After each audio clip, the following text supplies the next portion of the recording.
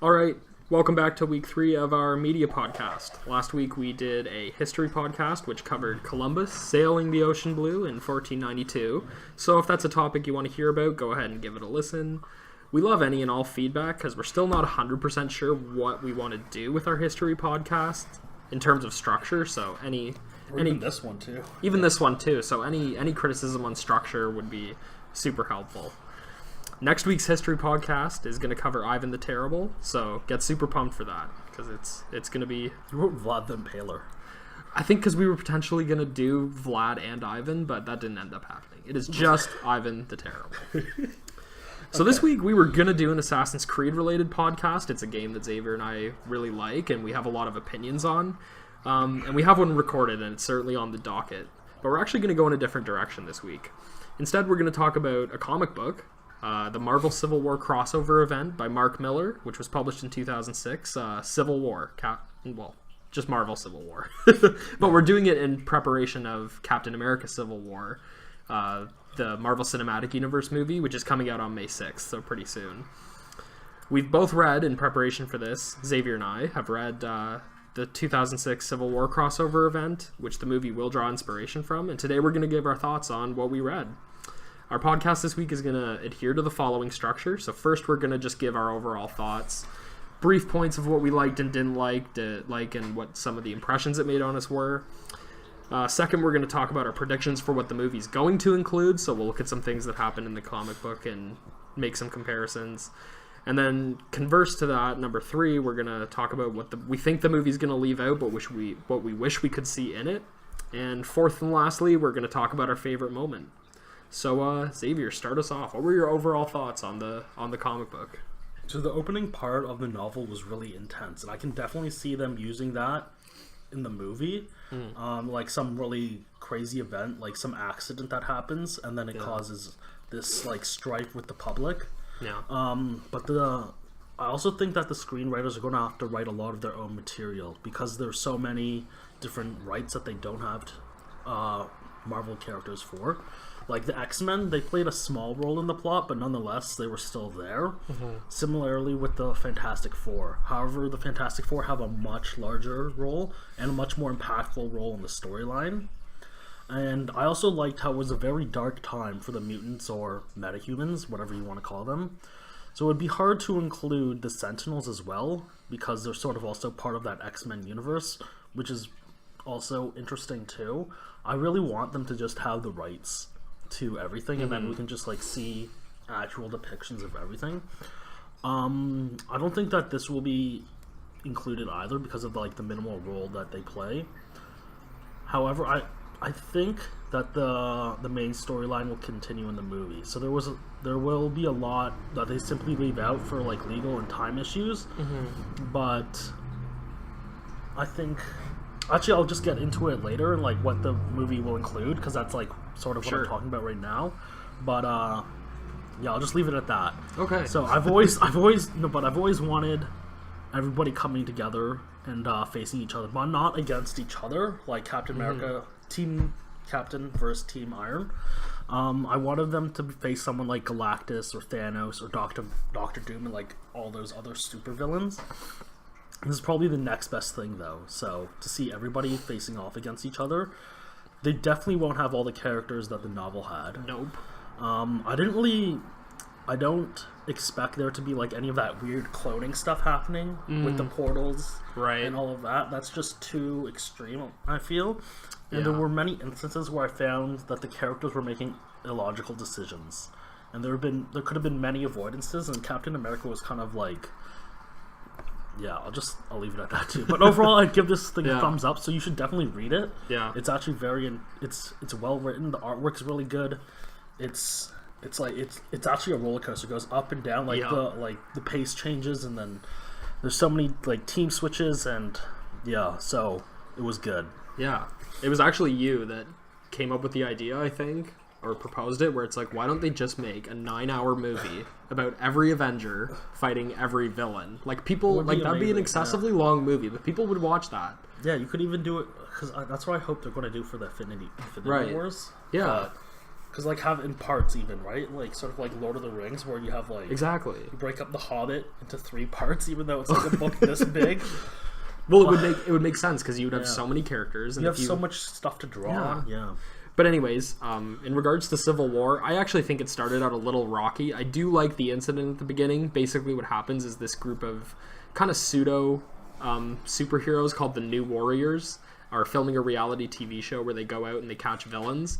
And they come across Nitro, who's a comic book villain that can literally explode to the extent of a nuclear bomb. And they try and catch him and send him to jail. And Nitro, who can regenerate after he explodes, just explodes, and he blows up the New Warriors. But he also blows up a school full of little children, which and is a whole kind of neighborhood. And a whole so like there's a lot of collateral damage. It's basically a nuclear bomb going off in the suburbs.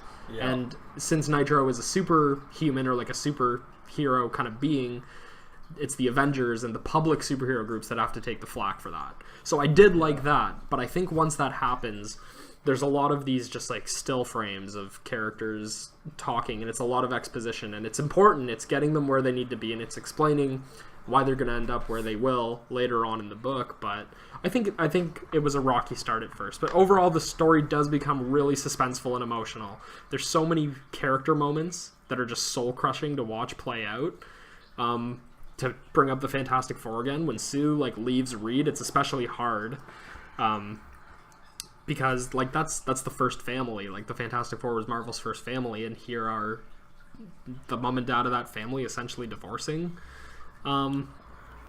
Also, Doctor Strange, who's a character that I really like, he leaves a little too fast for me, and the X-Men kind of stay neutral in this whole conflict. Like I feel like even Wolverine, which I found, like, talk about illogical decisions, like that didn't make sense to me. I feel like that would be such an impassioned character that he would just be right in the middle of this. He's also like a rogue X-Men, right? He like does his own thing anyway. Yeah. Like why he's like, oh, I'm sticking with the X-Men. They're not doing anything, doing nothing. Yeah. Like, he would definitely join. Oh, for sure. Something. Yeah. So overall, like some characters that I really liked, it was kind of annoying for me to just have them be written out with a line. But overall, I think the movie has a great source material to pull from, especially if they want to get the feels going. But the comic book, I think, demonstrates that even comic book writers have a hard time juggling a large group of characters.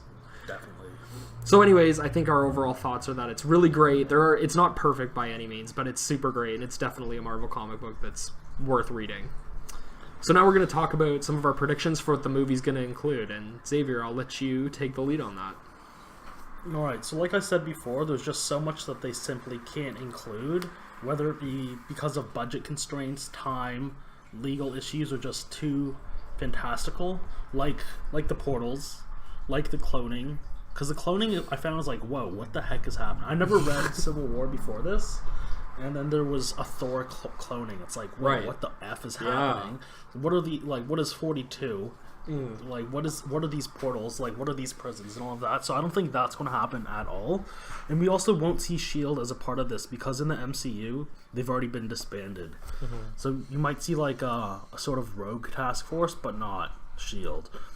And, like I said before, I think the general storyline will show where Captain America and Iron Man will have conflicts.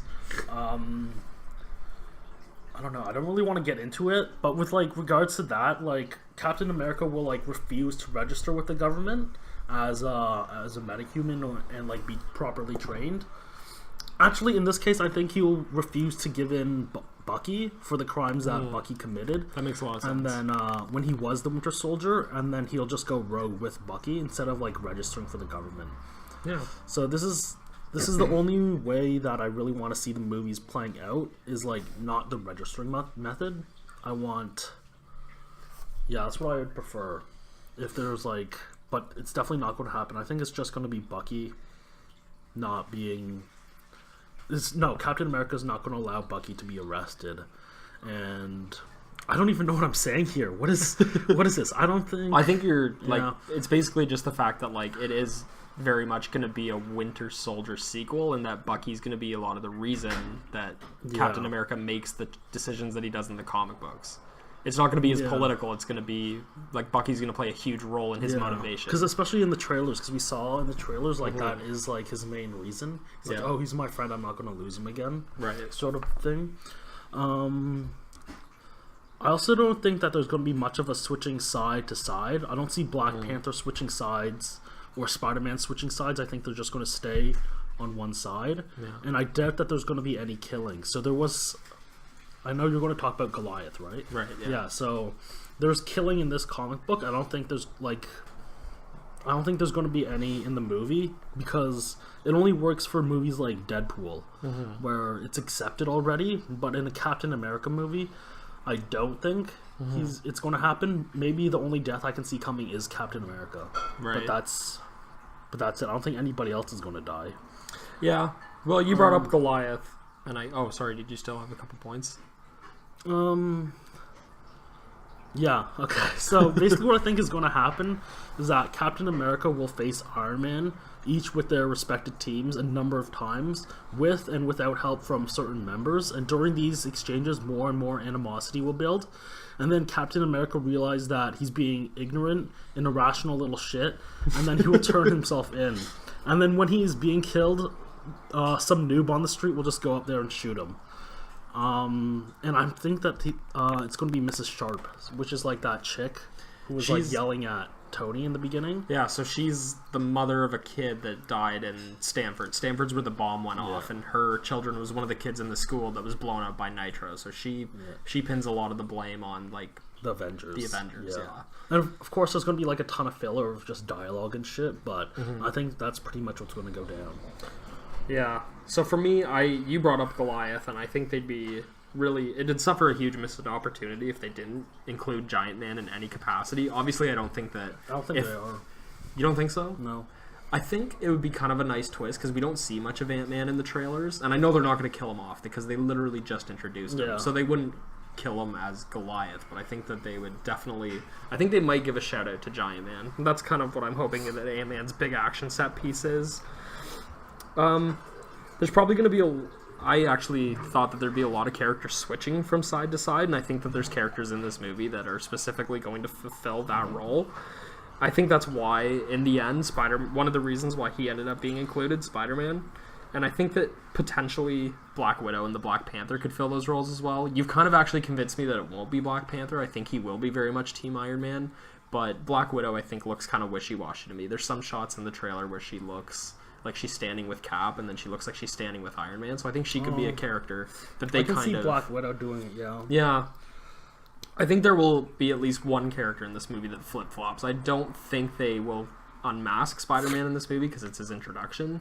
But definitely not, yeah. I don't see that. That was part of registering for the government. Exactly, and then this one is more like Bucky, so he doesn't have to...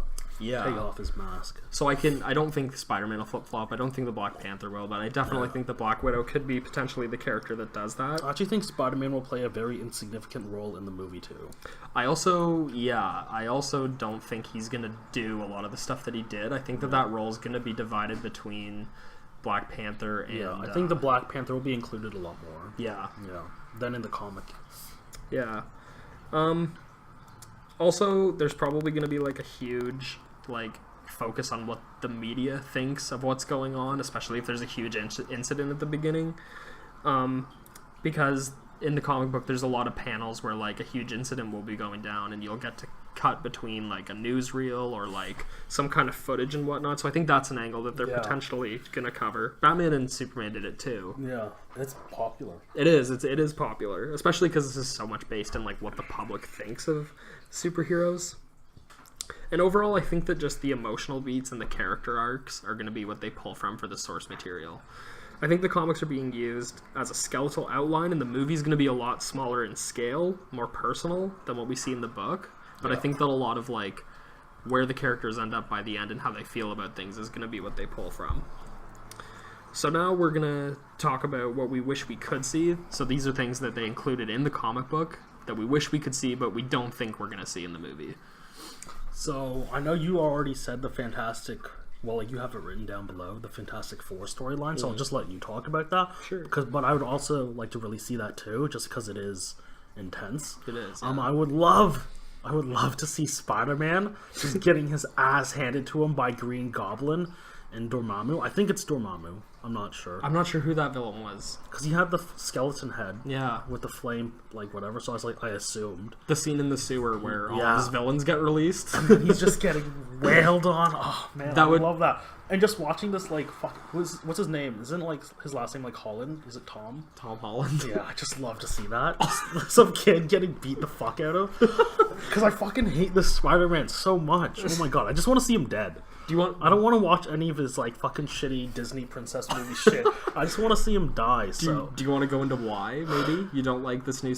Okay, so is it Spider-Man in general you don't like, or is it this interpretation of This Spider-Man? interpretation of Spider-Man. All the other Spider-Mans I'm fine with. Yeah. Like, Tobey Maguire's cool. What about this one? Tell us a little bit about Tom Holland and why you're not on board with that. Okay, so first... If you've seen the trailer, and there's that, like, little ending scene of him... First, I hate the suit. Mason keeps on protecting it, saying, "Oh, it's not rendered yet." Like, I don't give a fuck. It's shit. It looks like a Halloween costume that some, like, grade 2 is wearing. And he has the body of a grade 2. He has no muscular tone except for some fake CGI stuff on his arm. The spider on the thing is a fat little fuck with, like, weird little, like, antennas projecting out of it, it looks like. I don't like the guy at all. Like, his head is too round. I know that's, like, nitpicking, but it's just like, why is it like that? So... Jesus. So... Anyway, let me finish. Okay, I'm sorry. Okay. I like how they give him, like, a more realistic depiction in the movie. I will say that in the movie. Because, in the comic book, he's literally Dr. Octopus. Right now he has fucking, like, mechanical arms. Like, what the hell is that? So I hope, like I said, I hope Spider-Man dies. But I know he won't, so that's going to be sad. But I really want him to die all the time. There's like, oh my god! And you see the new, like, Homecoming? Like, what is that? Yeah, I'm not pleased with the new. That? Like, you could have made like the Homecoming, like, font better even. Mm-hmm. Jesus, it literally looks like a fucking princess movie. I don't want to see any of that. Does Disney own the rights now or something? No. Sony still has a lot of creative ownership over Spidey. God damn it. So, another thing I really want to see is also The Punisher, but Mason also stole that again. Mason wrote his notes before, so he took all the good shit. I think if there's one thing we can take from this, it's that Xavier just really is not happy with this new Spider-Man, and it would be great for Xavier if he could die. So, yeah. Anyways. I would love to. No, I'm not done yet. You're not done yet? Okay. I would also want to see the portal system, but I just don't see it happening. The prison. Yeah. Mm-hmm. Like, and then you'd be holding all of the other ones, but there's just not enough characters to do that, and I don't think Marvel is ready to introduce, like, that sort of technology, because that is some weird stuff. Like, how are they going to explain any of that? Especially because they want it to all take place in, like, the real world, and, like, this can actually happen. I also want to see Hank Pym come in, but I don't think it's going to happen either. I'm expecting a Doctor Strange cameo, though, in the movie. You think so? I think, Benedict is going to come in and just do something, and then he's just going to be, like, in the scene where he's fasting. It's like, okay. And then it's like, that's it. But that's going to be his cameo. And I don't really want to see Bucky back in the movies. I don't give a fuck about the Winter Soldier. You don't like the Winter Soldier either. I don't like Winter Soldier either. He annoys me with, like, I even said right here, he annoys me with his long, prepubescent teenage hair. Just cut it. Do something with that. Jeez. I'm sounding like a real asshole, eh? Do you want me to take over and we could channel the hate somewhere else? Okay, I want to talk about Spider-Man after, but yeah, go ahead. Okay. So, there's a lot of things that I want to see, but I'll just talk about the things that I'm most bummed about.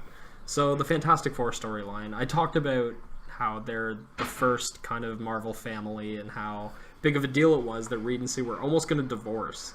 That was really shocking to me. Fantastic Four was one of the comic books that I read, and it just never would have crossed my mind that they would have broken up and not been friends.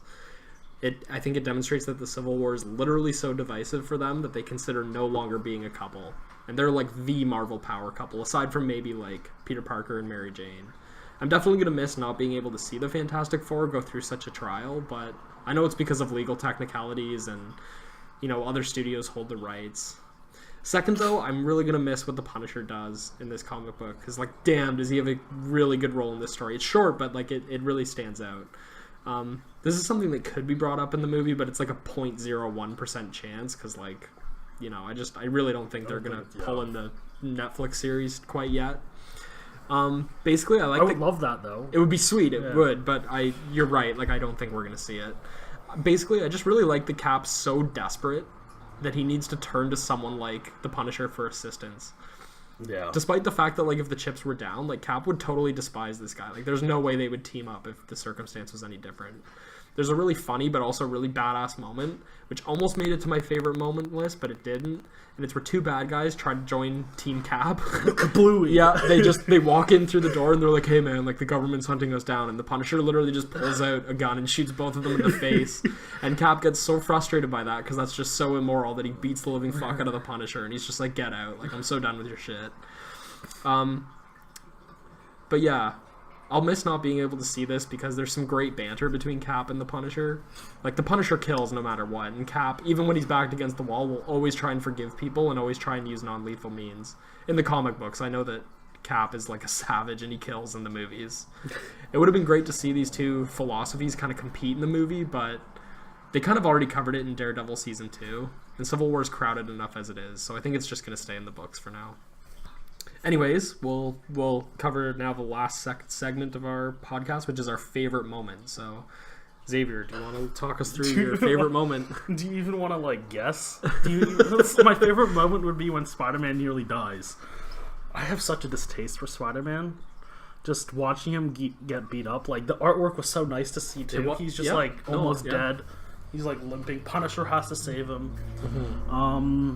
No, okay, but that's like my favorite part would actually be when Captain America is tackled by everyday citizens when he's fighting Iron Man, and he has that sort of realization that what he's doing is wrong, and that he's not just fighting for a cause, he's fighting for himself, and he's not fighting for the people anymore. I didn't interpret it that way. I like that. So this actually made sense because like Captain America was so blind before through his ignorance. And I can see like this personality bleeding over into the movie where he's so focused on protecting Bucky that he's like going to extreme means, like just literally knocking down people just to save his friend. And then he's like, okay, this is too much now, and then he'll give up. So that's what I'm expecting. Instead of being defeated by another person, I'm expecting him to surrender willingly. I also love the large-scale battles in the comics, so I know you're going to like talk about that, but I won't go into that. But it's Spider-Man dying, number one movie. Could you imagine if it was canon and they're just like, well, it happens in the book. He's dead. Like we worked so hard to get the rights, but he's dead. I would love it.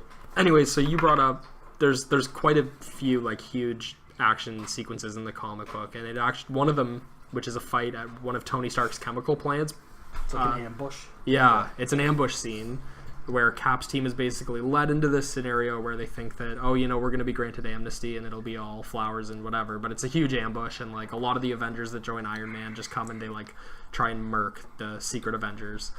So during this first major fight scene at the Stark chemical plant, Cap and Iron Man are basically fighting, and Cap temporarily has Iron Man's armor disabled, but right at the last minute before Cap can get any real good hits in, Iron Man's able to reactivate it and just go to town on Cap. And there's two panels in the comic book that particularly have just burned like an image in my head because they're kind of disturbing and they're really like grotesquely drawn.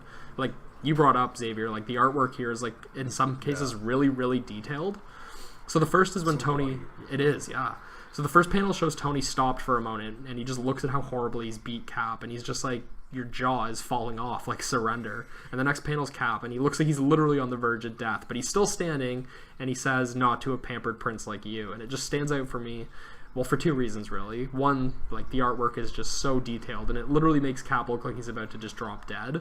So to realize that it was Tony, who was his friend, who did that to him is just all the more heartbreaking. Second, I think it really demonstrates how far these two were willing to go to win an argument about perspective. Like, it's just perspective. Like, there's nothing really physical about this conflict. It's literally just ideas. And a lot of the Civil War is semantic. There's not a lot of real warring, rather than just a war of ideology. But in this panel, we see that Tony and Cap are actually willing to just kill, like, a best friend in service of an idea. So, to wrap up, if I haven't given it away already, I really love this comic book, and it's really dear to my heart. I can remember... like being really excited when this was released. I ran to the local card and game store in my hometown to pick it up, and Marvel Ultimate Alliance, which was a game for the PS2, is actually based on the Civil War storyline, and it was that video game that brought one of my best high school friends and I together because we bonded over how much we liked that game. So, as divisive as the story was for Marvel characters, it was actually a cause for a few real-life friendships. And by extension, then, there's a lot riding on this movie for me. My expectations are going to be really high. And despite the faith that I have in the creative team behind this movie, I'm going to be very critical as a viewer. I'll mostly be looking for good character writing and good emotional beats that make sense with the character development we've seen in the cinematic universe. I totally get that the movie version's going to be smaller in scale, so I won't be docking points for Wolverine was missing and the Fantastic Four were missing. I'm more so going to be critical of whether or not the movie stays true to the book in essence, and if it gets the main characters right. Hopefully it brings them to a satisfying conclusion by the end. So we'll also be doing a reaction podcast to the movie after it's released. It'll be probably done in similar fashion that Batman v Superman was done. What we think is going to happen, basically what in the movie, after the movie comes out, what we think is going to happen for the MCU, what we liked about the movie, what we didn't like all of that, so on. However, next week, after this one, we'll be uploading our history podcast, like you said in the beginning, Ivan the Terrible. Then after that, we'll be uploading our Assassin's Creed podcast. And lastly, we appreciate any feedback we can get on our podcast, so thanks for listening. And fuck Spider-Man.